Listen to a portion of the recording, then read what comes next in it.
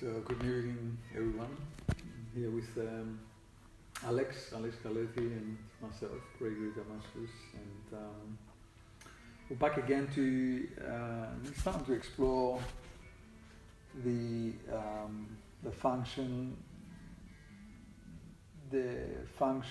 and the notion of a sanctuary within the scope of the human framework. Why are sanctuaries needed? Why they're there? Why have they always been there? Have they always been there? Yeah. When well, always is such a big word. Always is defined within. Which creation myth? If you look at the Garden of Eden, is the Garden of Eden a sanctuary? Well, the Garden of Eden is a sanctuary. Yeah. Okay. I guess the sanctuary is a place in my consciousness, a place of restitution, is a place where we collect and gather ourselves. So I'm reminded of the temples in ancient Greece, and in the ancient Greek writings you read about people leaving the hustle and the bustle of the city to go in the temples, and in the temples was where the healing would occur, and they did all forms of healings, like sunbathing, bathing in rivers or in the seawater, thalassotherapy, engaging with the priestess and the priests, and receiving healings or words of wisdom. And so people seek refuge in temples or in monasteries, and I'm often within the time frame of my life, this time, I have often sought refuge in monasteries, or the desire, the longing to be in one, or in a temple, or in ashram, or in a place where I can just remove myself from the everyday, the pressures, the demands, the perhaps even alterations in the mind, or the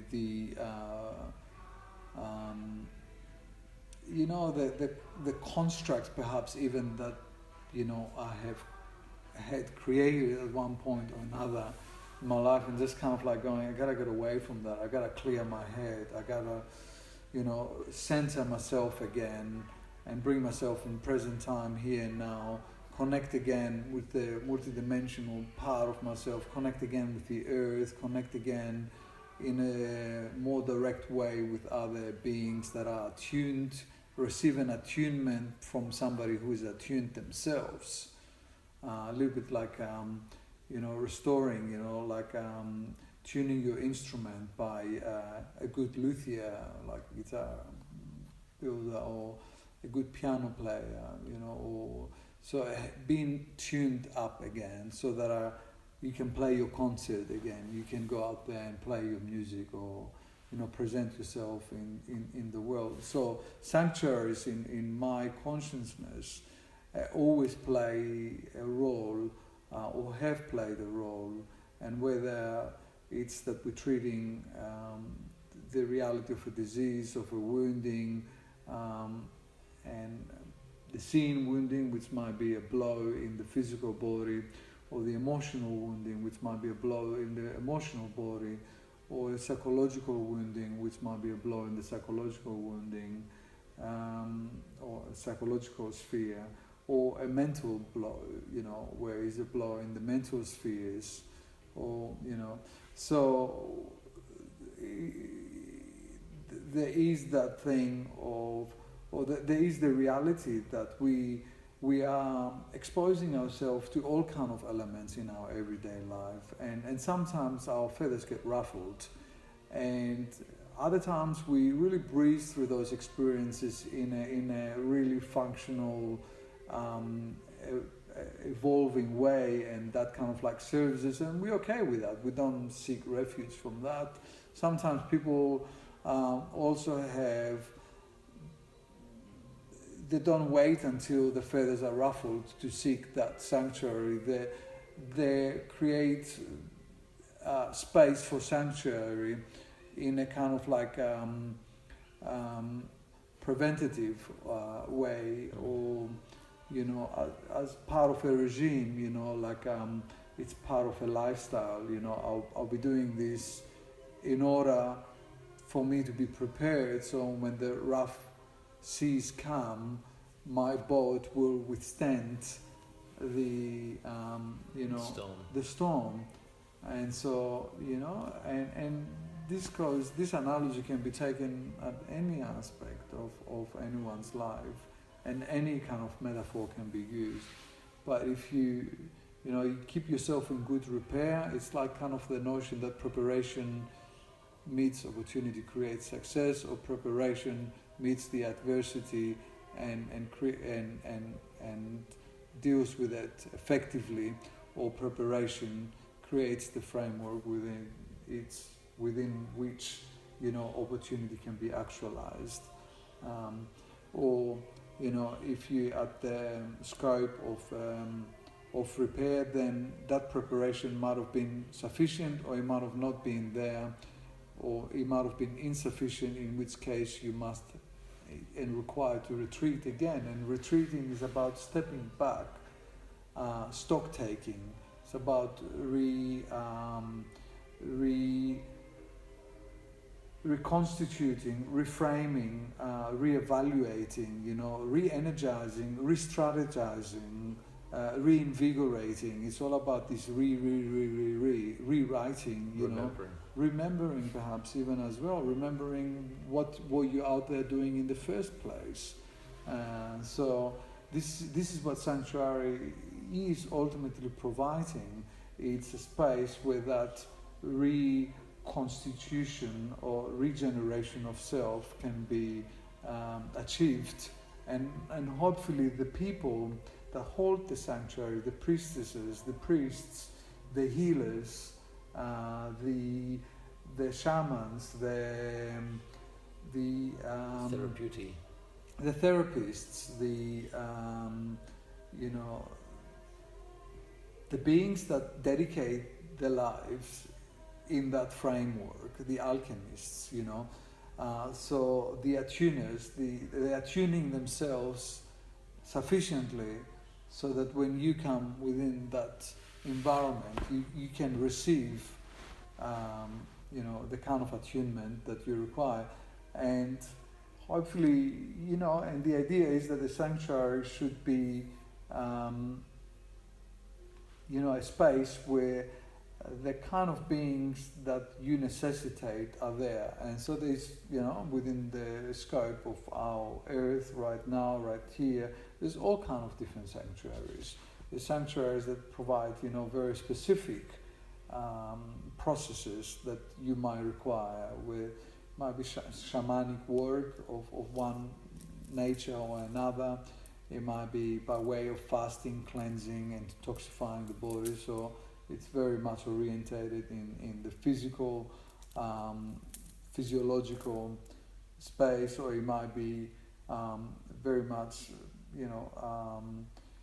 in the framework of a psychological, emotional, and restorative process of the psycho-emotional spheres, or it might be a place where one can, like a mental boot camp, so where somebody can really reframe the thoughts and look at the thoughts and how the thoughts influence the everyday life and the outcomes that they might have planned or not planned. Some people live their lives without any idea of what they want or what they desire or what it is that they are most aligned or disaligned to. And so sometimes, a formatting of what it is, or a formatting in the first place of what it is that you're seeking within the scope of this lifetime might be a necessity. And so in terms of what we provide here within the framework of your Digital Health Retreats. It's really all of the above. So we kind of like we have a very collective and eclectic approach where all of those aspects can be dealt with.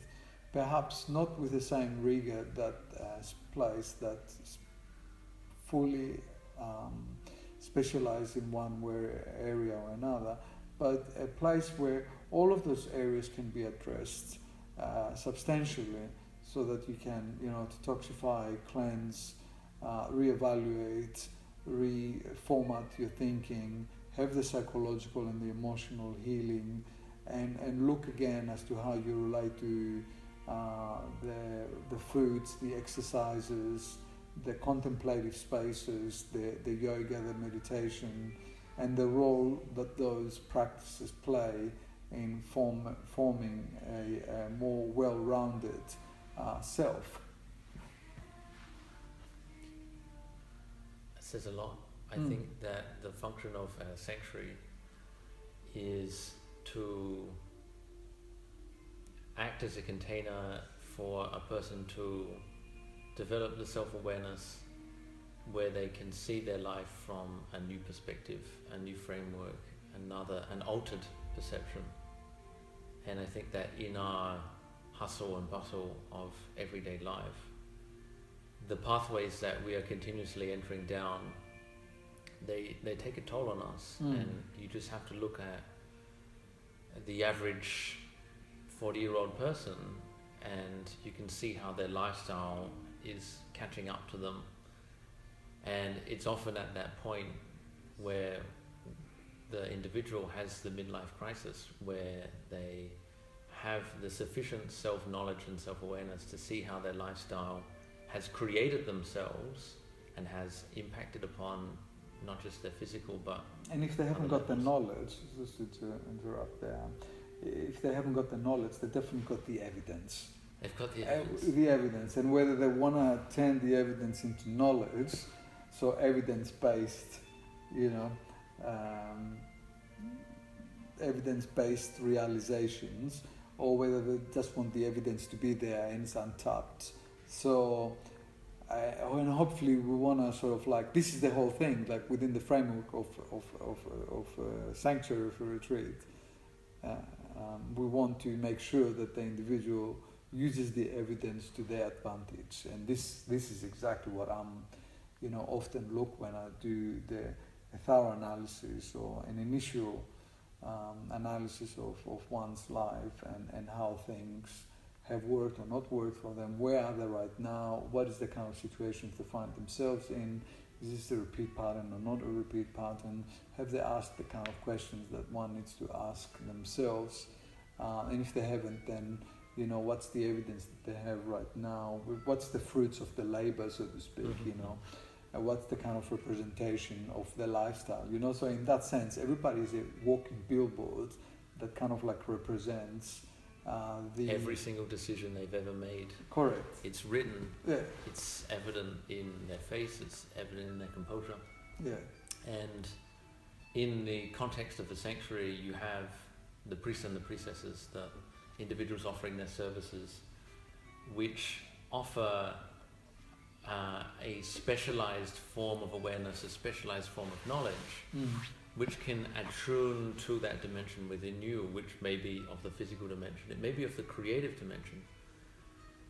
And in the proximity of that relationship with that individual offering those services, the prompts and the pathways which they have cultivated in their own life, hopefully to the level of mastery and accomplishment, can then trigger that in you, which can enable enormous new pathways, growth, insights, development to facilitate change, and that change to become a shift in one's consciousness.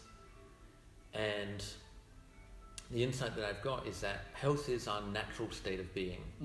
The earth is naturally healthy, but it's in the accumulation of those resonances, it's in the bombardment of those unnatural, artificial resonances that creates the dis-ease, the uncomfortability we experience with ourselves. That's why when we have a shower or have a swim, that natural, native frequency and element puts us in touch with a more natural state of being. And the cultivation of that lifestyle of removing those unhealthy and unnatural resonances and frequencies, naturally the body just knows how to repair itself. Totally.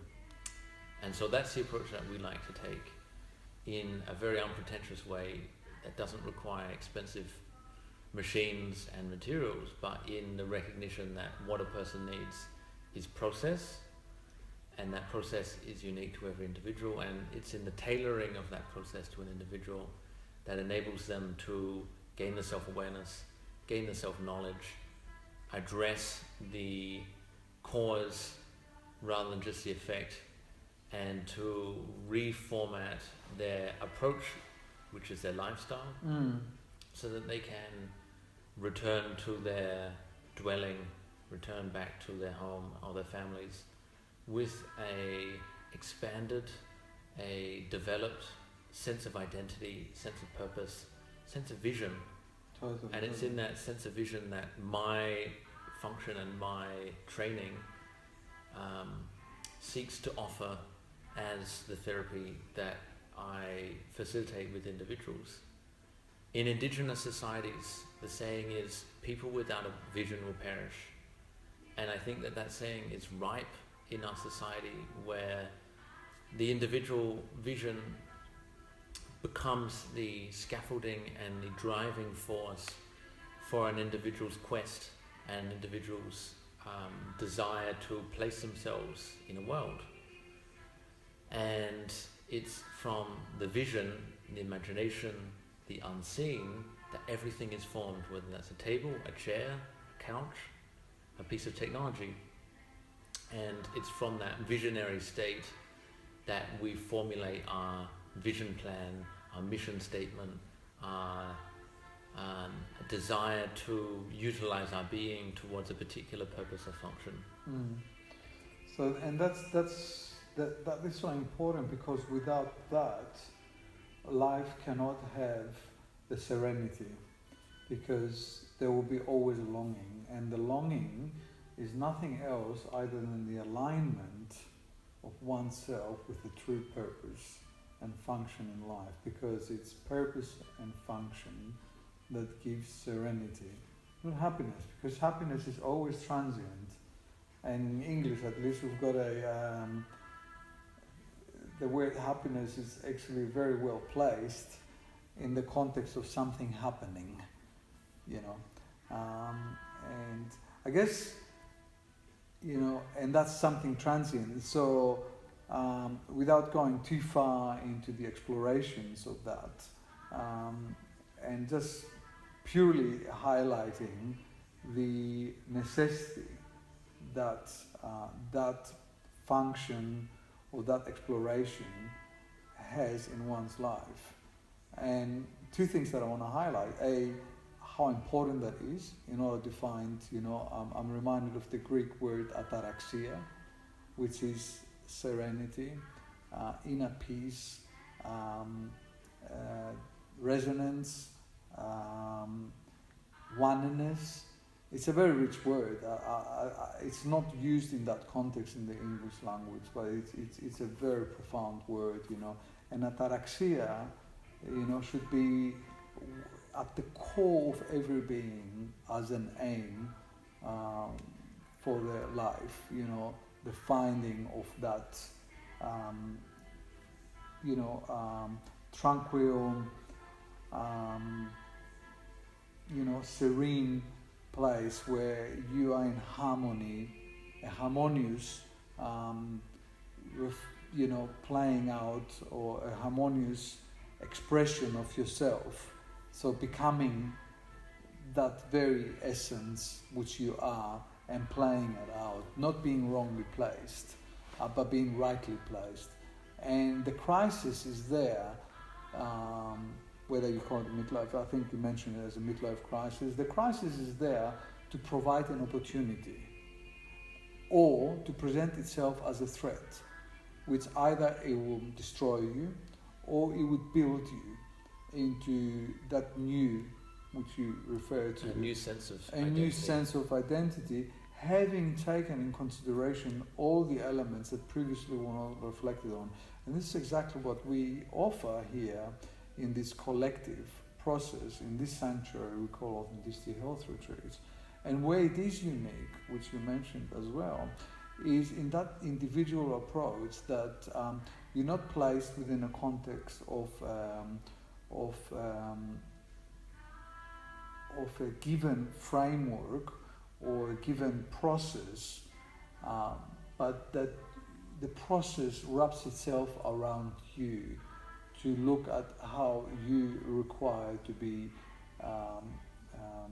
worked at in order to have the outcome. And it's that very individual approach where it's a tailoring of what it is that is required for you to actually, at least from our perspective here, and having heard where you are at that moment in time, which is the visitor that comes here, that having heard you and having understood you, that we as a collective team of facilitators have the capacity to tailor and provide a kind of approach that will give you the outcome that perhaps you haven't even thought, but you necessitate in order to experience that ataraxia, tranquility, contentment, alignment with your true purpose and function on this,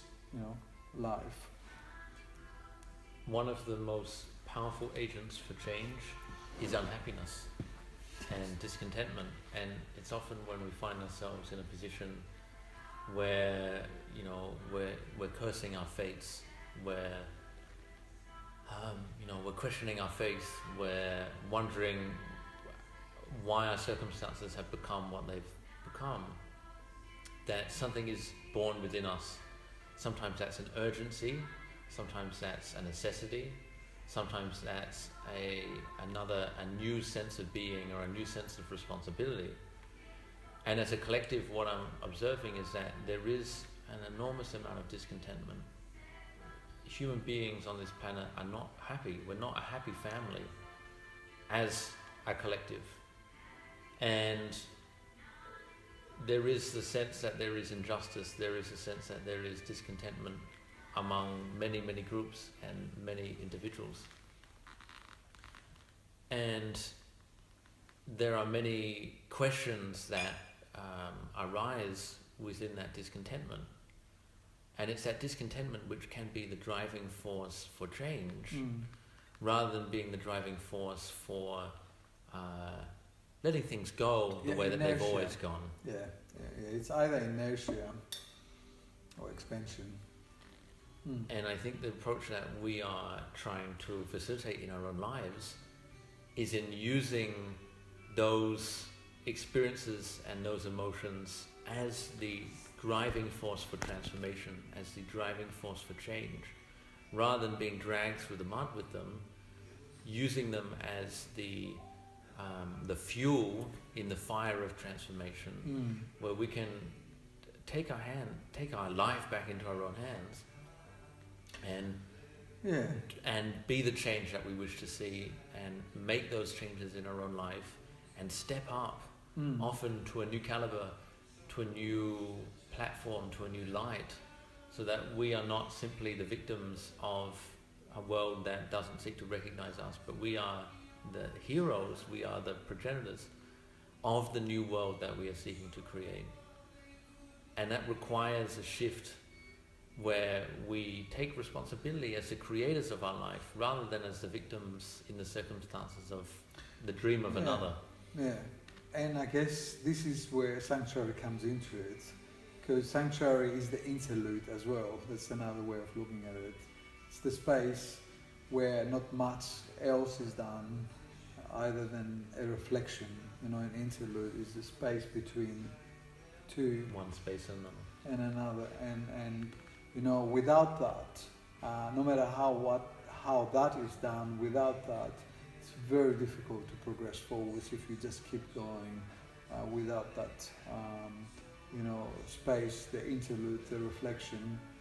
So from our perspective, we are making ourselves available to that process for ourselves and then for the collective, so that we can not only personally, individually, but as a collective maintain our evolutionary thrust, so that we can experience ourselves for that which we really are, which is divine, inspired beings in a magical, mystical journey that is nothing short of wondrous and intriguing in every aspect, if we were only to open our eyes and reflect on what is really that we live in. So